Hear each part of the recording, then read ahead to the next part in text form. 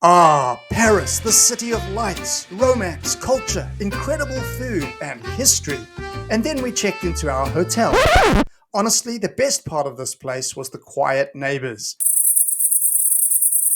This is the Ibis Paris Montmartre Sacré-Coeur, our home for 4 nights. Beige, old, broken, and rude.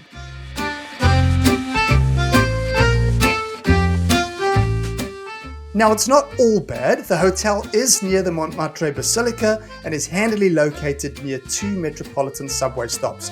If you're feeling energetic, you could even walk to the Arc de Triomphe from here. But it is also in the seedier part of Paris, down a boulevard of adult shops and a short walk from Moulin Rouge. But back to the hotel itself. The claim is that this is a new Ibis room that offers the ultimate in comfort, but you be the judge. After a little bit of confusion, we managed to find our hotel. We're staying at the Ibis Montmartre. I won't try to pronounce the rest of the name. I'll put it down here at the bottom of the screen.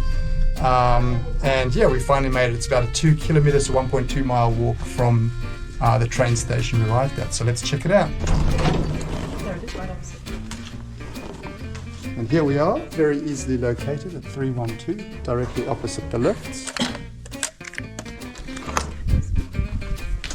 Let's turn on some lights. First thoughts on the room. It's very dark and very small. Grace's bed was some fold-out kind of contraption that we couldn't quite figure out. There are some storage shelves along this wall, a small TV with practically nothing to watch, and some plastered walls from the last time this room was actually updated many decades ago.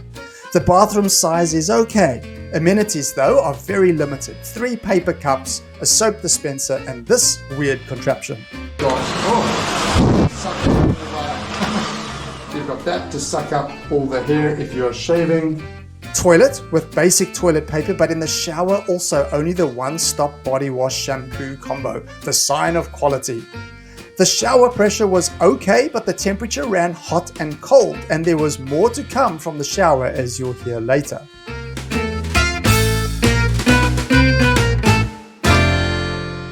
Let's see just how bright we can make it with all the lights on. Answer, not very. Look at the view out the window. And the view is amazing, right? Wait for it. Huh. And there is the beautiful view. What's fantastic about this is we have very quiet neighbors. So, as we begin to unpack to make this room our home for the next 4 days, a few other things that we've observed. No fridge at all. That's a really important deal. And no kettle, no tea or coffee making facilities at all. There's a couple of extra chairs in here. Don't know if you can see that. It's very dark in this room. Don't know where you'd put those really. They've obviously made up this extra bed for Grace, so maybe you could use chairs here if this bed wasn't here. I'm not sure. The bed is kind of some special contraption. Not sure how it works, so we're not going to fiddle with it. There was a wire hanging out the wall over here that was to connect the telephone. I left it out, leave it pulled out. Oh, okay. We don't need it. And then maybe this is a French style thing where they have these 3 slidey curtains kind of slide over each other, which I thought was an unusual touch. Each in a different color, obviously matches the branding. If you do want tea or coffee, they have a machine downstairs where you can basically make your own coffee. But it's €2, which is about $4 New Zealand, $2.50 American. Here's something else we've noticed. If you want to charge your phone, this is literally the only plug we can find in the whole room. All these switches for the lights, the TV are all fully integrated. So this is the only one. It's up here on like your windowsill. How you're supposed to charge your phone or anything else out of there, I don't know. This is Grace's bed right here. Hi Grace, she's just about ready for sleep.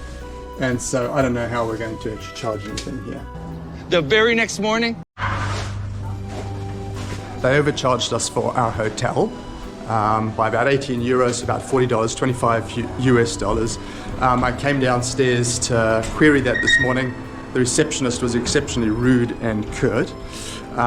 She tried to argue that I had to pay it anyway. I said no. Here's what your website showed us. Here's the price. Here's what it says on my booking. So this is what we need to pay.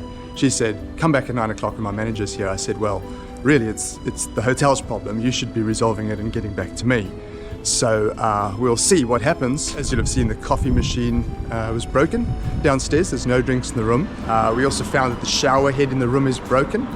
So yeah, all in all, not a great experience so far. So, what did we pay for this delightful experience? Well, let's first review what we're getting. You are near the Basilica and handy to 2 metropolitan subway stops, and the Wi-Fi is passable. The deadly quiet neighbors caused us no problems, and we're not staying in an actual tent like the lifestylers just outside the hotel.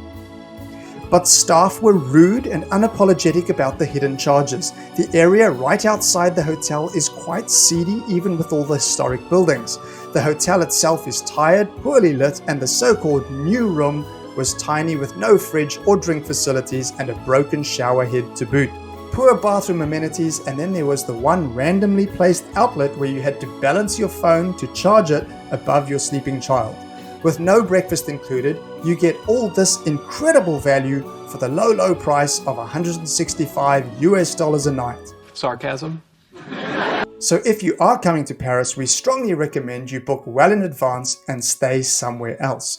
We score the Ibis Montmartre Sacré-Coeur of 42.